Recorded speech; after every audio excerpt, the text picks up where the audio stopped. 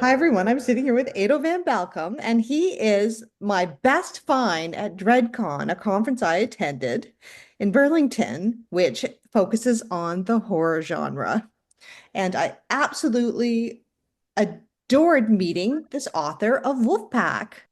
Uh, well, I convinced the publishers of the Wolfpack books. The first books I did for them were anthologies for young adults, and the first one was Be Afraid. I had no experience doing young adult work, but I had contributed to a science fiction fantasy anthology edited by Monica Hughes, which was called What If? So I proposed a horror anthology along those lines called What Was That?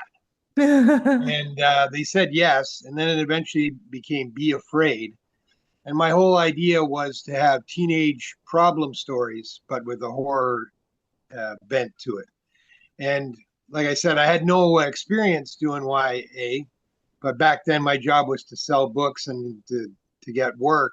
So I bullshitted all the time about my experience and my abilities. And so I put out the call and I wanted, problem stories with a fantastic twist. And so I had to write one myself. And at the time, I was working part time as a school bus driver because making a living as a full time writer is very difficult. So I had this job driving a school bus. I'd go out in the morning for an hour and a half, and then I'd have like 6 hour block in the middle of the day to write, and then I'd have to do the run at the end of the day.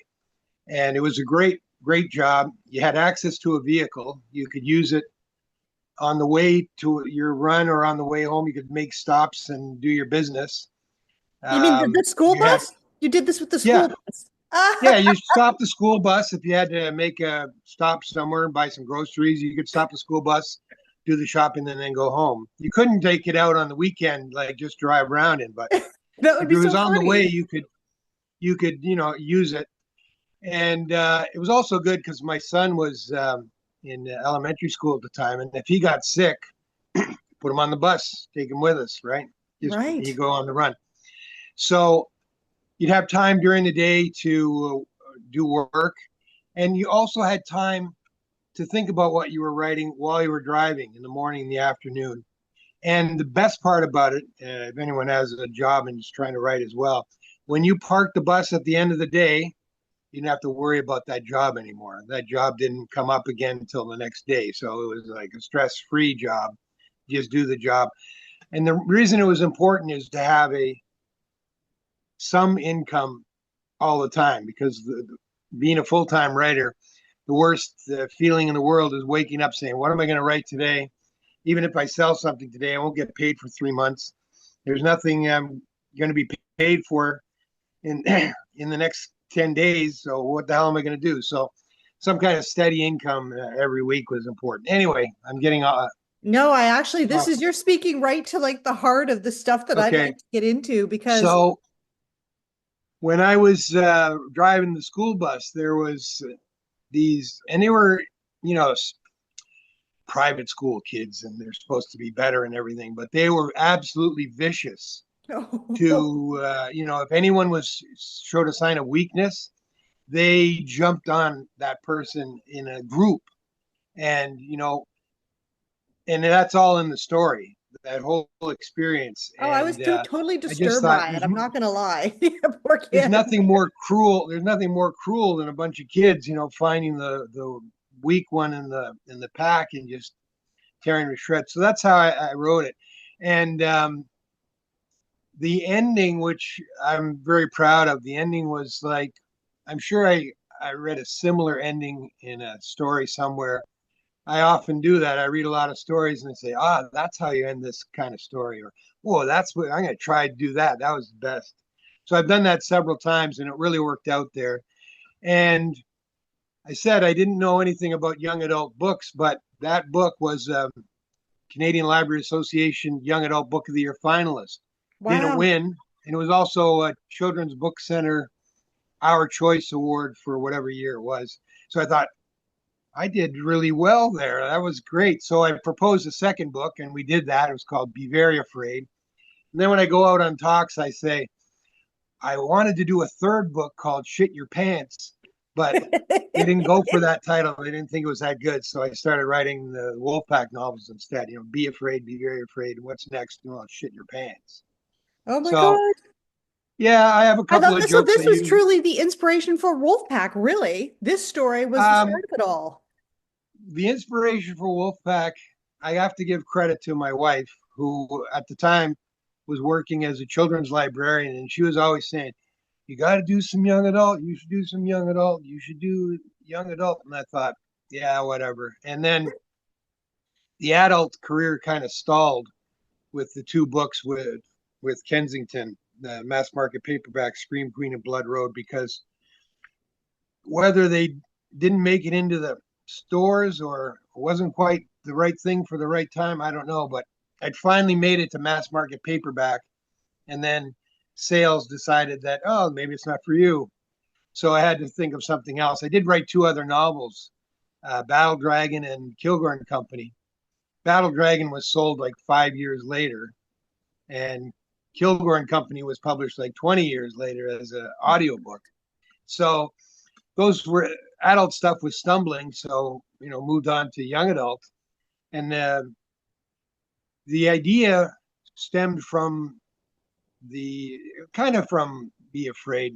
What if a forest ranger finds these wolf cubs after a fire, and he brings them home to, maybe hand them off to a shelter or something, but he realizes they're werewolf cubs, part human, like, and that was the opening, and I thought that's a really good opening. So I pitched it over the phone to the editor at Tundra Books at the time, Kathy Lowinger, and she said, "Oh, that sounds great. Send me a proposal," and I did, and it worked, and it won the Silver Birch Award, which is a really cool award. It also won the Aurora Award, which is nice, but the Silver Birch Award is voted on by elementary school children in a certain category, Oh, grades 4 and 5 or something.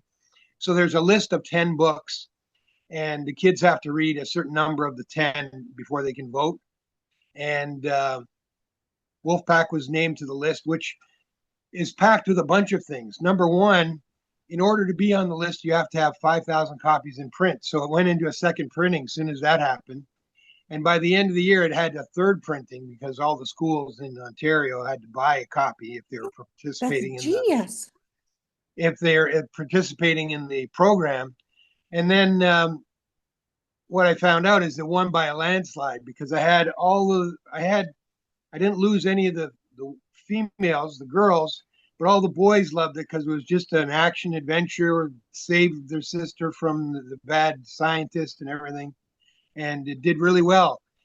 And one of my best experiences ever was at the award ceremony. They had it by the lakeshore, and they bust in kids from all over. There must have been 2,000, 3,000 kids there, and they're all screaming, holding up your book like it's a rock concert, saying, "Yeah!" And I would walk out on stage, and I had a werewolf mask. I think it's over there, and I tore it off, and they're just screaming and cheering, and won that day, and it was like one of the best experiences ever. That's And then it was all amazing. downhill from there. No, no, I'm trying to believe that. So what I'd really like to get into is like your writing career because you made it, right? Like I'm assuming, yeah, seriously, like when you're like the authors like myself in the trenches and you're looking at how you want your career to look, like you you've know, had it's you've it's hit. easy it's easy to say that. Yeah, I made it, but I ended up taking a regular job because things didn't fall into place as nicely as they could have. For example, Wolfpack made into a TV show, fantastic. 20 years after the book was published. If it had been published if it TV series at the time, I would have continued on with this boost, but it came 20 years later, and then the books were reprinted, and there was a little bit of a bump there, but uh, things didn't quite fall into place. But yes, I had a certain number of goals. One was to be in mass market paperback. I did that several times, not just with my own work, but some work for hire and things like that. I wanted to be in a major magazine, which I never really achieved because best they did was Cemetery Dance, and they asked me to contribute because they That's interviewed me Stephen. for an Isn't issue, that and I Stephen contributed. King's magazine? Isn't Cemetery Dance associated with Stephen King, or am I wrong here? Well, it was the top magazine for the horror genre at the time. I'm sure Right. Stephen King has been interviewed and featured in it, maybe even had a story in it, whatever. Sure. So that was the best magazine. Anthologies, I did, great year's best horror stories with my first published story, and then best American erotica, 1999, and a lot of premier anthologies, which I'm proud of, and TV series that came later, and no input by me, but it just happened. So yeah, all of those things are there. But the hard part is being consistent and working all the time. I did 12 years full time, Right. and then a So bunch you of were a years. full-time writer for 12 years? Yes, my Well, that wife. We had an agreement. It was going to be 5 years.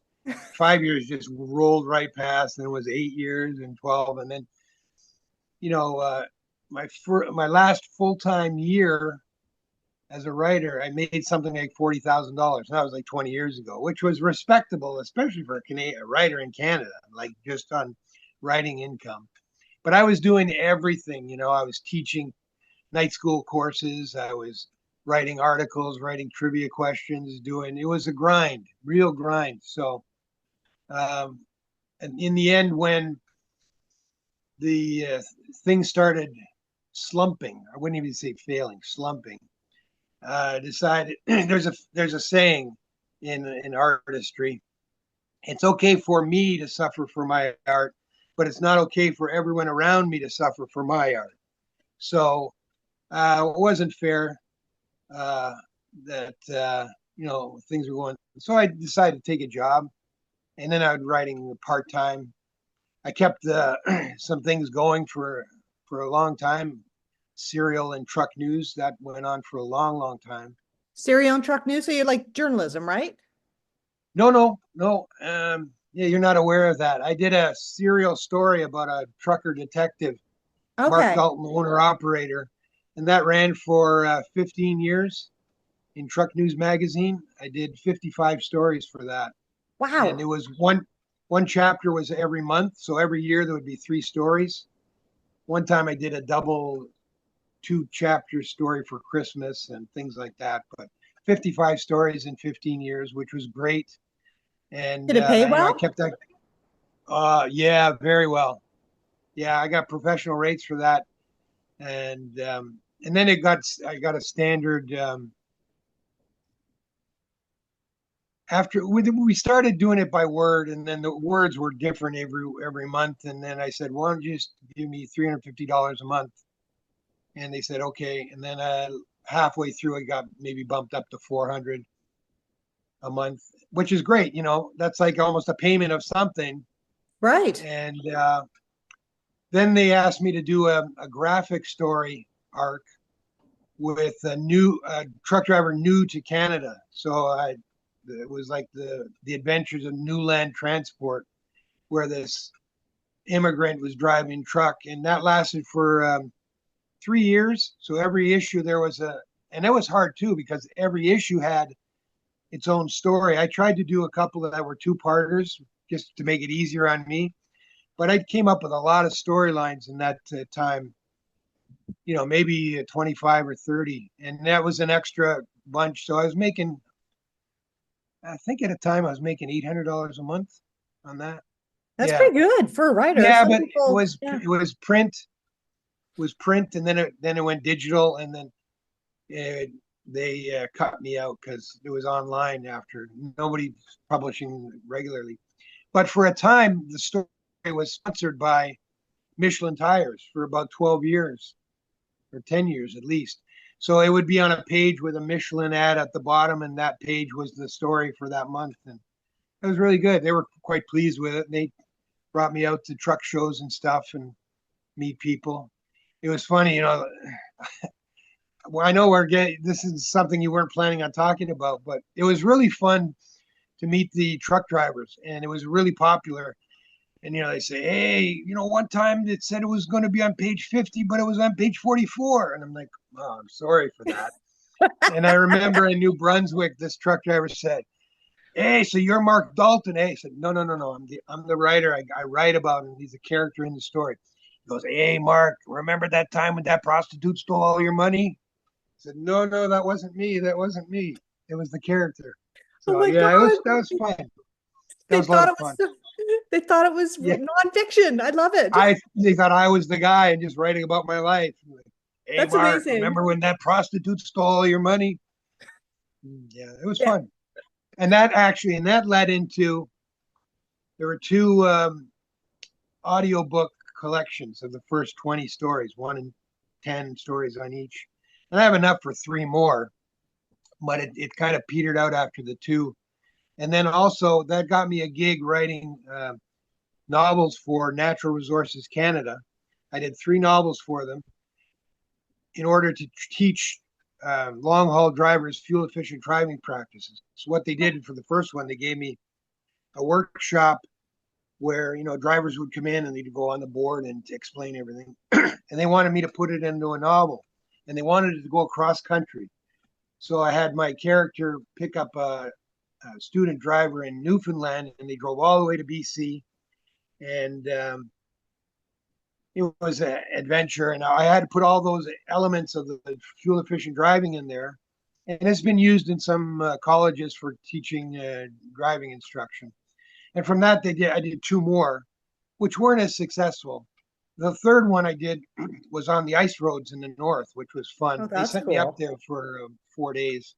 I rode on the ice roads, and not a lot of fuel efficient practices going up in the north. They turn on their truck in November and they keep it running till like May. Because yeah, if you turn it off and it gets frozen, it's a big deal to turn it on again. So, I didn't but know that. anyway, That's yeah, fascinating. yeah. they On the road I was on, they said they let the ice road truckers guys on for the first season on that ice road, which is owned by the mines. And then they made it look like it was so dangerous and reckless, and like the Wild West. They said, no, no, you can't use our ice roads anymore because safety is absolutely most important there. They never had a vehicle go through the ice. The only times it was twice, and they were maintenance vehicles at the beginning and the end of the season. And they don't go like completely underwater like Vanishing Act. They kind of sag a little, and one wheel gets under the water, and then they pull it out. So they said, no, no, you're making it look like it's more dangerous than it is. So they cut that out. But Oh, anyway, I was there, and it was quite the experience. I can say I've been to Yellowknife. yeah, that's pretty crazy. So you've done Now like that went way off topic, didn't no, it? I We love went, it. we I mean, started this is someplace and we ended up way somewhere else. you know what? Who doesn't want to go on the ice roads? So it's interesting just to learn where an author's journey can go and how you can make money. I actually love hearing that because as an author myself who's looking at my career choices, I mean, even so, you've done media tie-in, you've done Yes, erotica, you've done, yes. you've had the TV adaptation. So what made you the most money? Did erotica make money? Did the media tie-in make money? Um, yeah, that's an interesting question. Of course, without a doubt, the Wolfpack series to Paramount Plus was by far the biggest. But over the course of 10, 15 years, the truck driving serial was, the best. And I'll tell you how that started too. It started with my initiative too. When Death Drives a Semi came out, my first short story collection, I have it here. Yes, me too, That's me too. I have it right here. that's the 1998 version. You have the Yeah, 2023 version. So right. anyway, that came out, and I was always looking for places to promote my work. And I found this magazine called Truck News. It's at a truck stop or a repair garage, and they need truck news. And I'm looking through it. Oh, they have a little section here of news bits and something. Death Drives a Semi. Maybe I can send them a press release. They'll put a little mention in it. So I'm looking through the staff box, and I see editor John G. Smith. I said, I wonder if that's the guy who was working at the Brampton Times when I was working there as a daily newspaper reporter. Um, Turns out it was. So I gave him a copy of the book, and there's three stories in the book that have to do with truck driving. And he's at first said, "Yeah, maybe we can reprint one or two of your stories in there."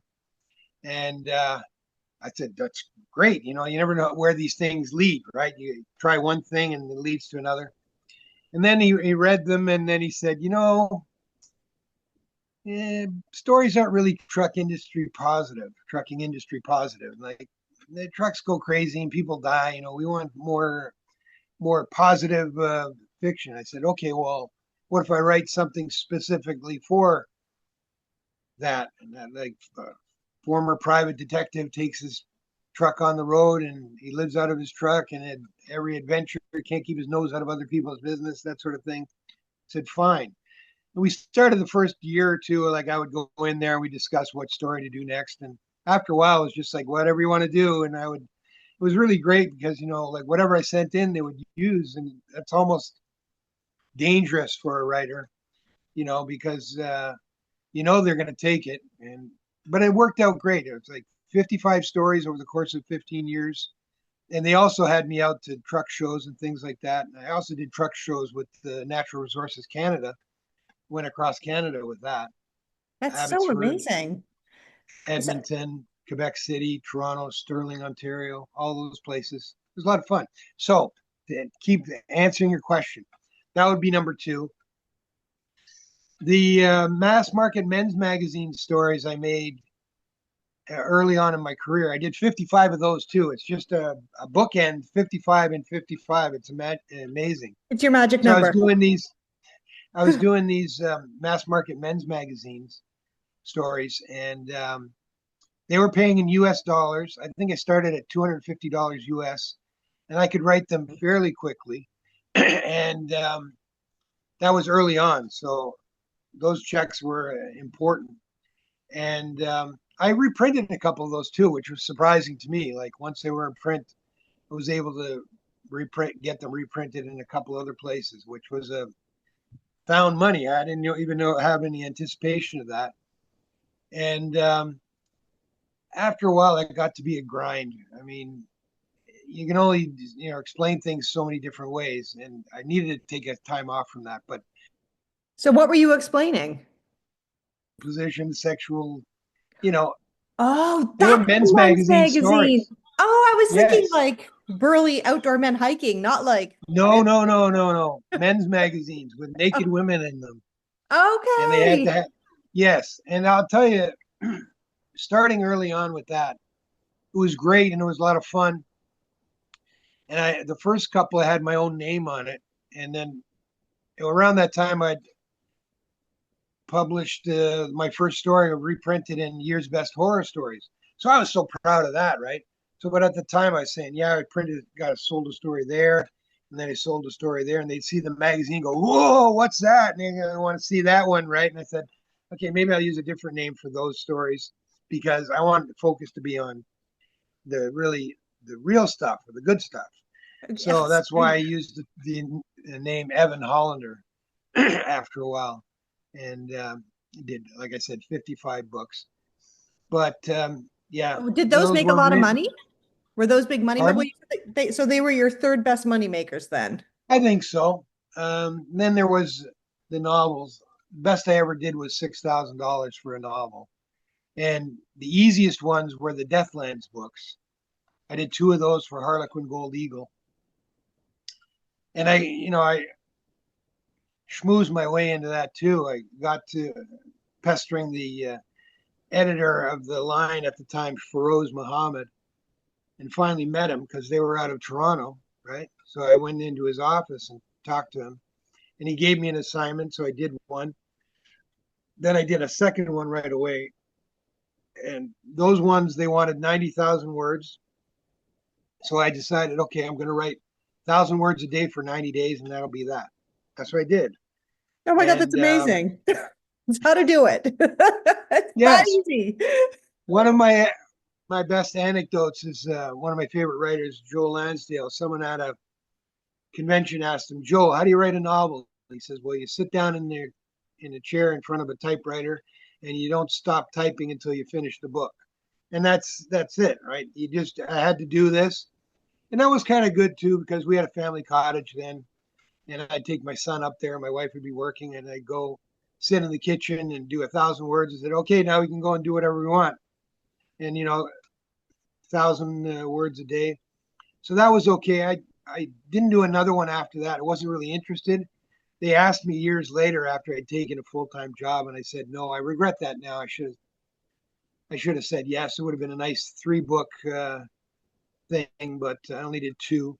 I tried to dedicate the first book to myself, but they didn't go for that. The house name is James Axler, so I dedicated it to Edo Van Belkom, fellow warrior, and they said, no, no, you can't do that. That So the is second book I dedicated to Evan Hollander, my pseudonym, and that got through. So that's really yeah, funny. So what kind of Harlequin line is that? Called it the men's action adventure, like it's the Deathland series, post-apocalypse. It's a group of um, former soldiers, gunslingers, and they're making their way across the post-apocalyptic United States, and they come across tribes and gangs and towns that are ruled by warlords and things like that, and they just try to get through it all. And yeah, where's the romance? Harlequin's a romance line. um, the the main character is romantically linked to the top female in the group, and as a Oh. matter of fact, I think in the second second book, I had them captured by a warlord in the Niagara region, and they had a contest to see who would mate with the female from this group because she was so pretty and everything. So he had to win this contest, like a gladiatorial contest in order to save her from being, you know, and yeah, it was a lot of fun. And like I said, 1,000 words a day for 90 days. So what are you working on now? Like what's because Okay, unfortunately our so meeting ends in 10 minutes, so that's why I'm gonna do a little bit of a wrap up and then no problem. Um, I wrote 4 stories this year, and I sold 2 of them. One I haven't submitted yet, but if I know anything about the anthology and the story I wrote, I'm sure it's a lock. So 3 stories for four tries. That's not too bad. that's pretty good. I'm And at like a 5% acceptance rate, so that's pretty good. well, I was thinking of that yesterday. I was going through my little notebook where I made notations, and if I when I meet up with you again, remind me to bring it with me. You'll find it fascinating about all the places where story didn't sell. Um, so yeah, that's good. And one of the guys who took the story from me is saying they're going to be doing a novel line and would be interested in contributing a novel, which on the one hand is great, right? Um, I got a year and a half or so to retirement. I'm starting to ramp this up again. Let's get this done. On the other hand, I don't really have an idea worthy of that. Like, I know he's taking a leap of faith with me, so I don't want to send a dog in and jeopardize that. So I've got to come up with something substantial and a quality piece of work. And it reminds me of the pressure that I was under when I was writing full time. Oh, there's an opportunity. Now I've got to spend my entire waking hours thinking of something to do. And What's your I don't day know. job now? Like what are you retiring from? For the last 20 years, I've been a prisoner escort officer with Peel Regional Police. I work at the courthouse here in Brampton. Oh, We cool. transport prisoners from the jail to the courthouse, from the cells in the basement up to the courtrooms, that sort of thing. So you're still a I've been truck doing it. driver. Well, we do drive a truck, and there are 2 of them that are monstrous 650s, and they carry 22 passengers, 22 prisoners. But Okay. I have a year and a half to go on that, and I wanted to ramp up my writing, but it's the same kind of pressure that I was relieved to get away from back in the day. Um, I probably come up with something, but the process isn't fun. Like for that story that he accepted, I came up with this idea, I had this image. I thought that's great, but how do I make it into a story? And it went for 6 months, no, 6 weeks. I'm thinking, how do I do that? And I thought I had it, thought I had it. Nope, that's not it. That's not it. Then I talked to my friend Dave Nickel. I don't know if you know him, David Nickel. He used to be in the writers group that I was in, the Cecil Street Irregulars. That's another thing I did. For 2 years, we were in this writers group. We'd meet every week, critique two stories. And I did that for 2 years, and I got out of it when I realized that I don't think I needed them anymore. Just if I had a problem, I could deal with somebody whose opinion I respected, and that's Dave. So he gave me some advice. I disregarded it. I told him that I'm not going to do that. That's a good idea, but I'm going to do it the way I want. So I did, and it worked out fine. But um, yeah, it took weeks to figure out, and then finally I said I got to get through this, and I started writing. I said, oh, that's it. And then yeah, okay. When I got to the end, I said, okay, now that works. And it was hard to come up with that. I mean, it's a grind.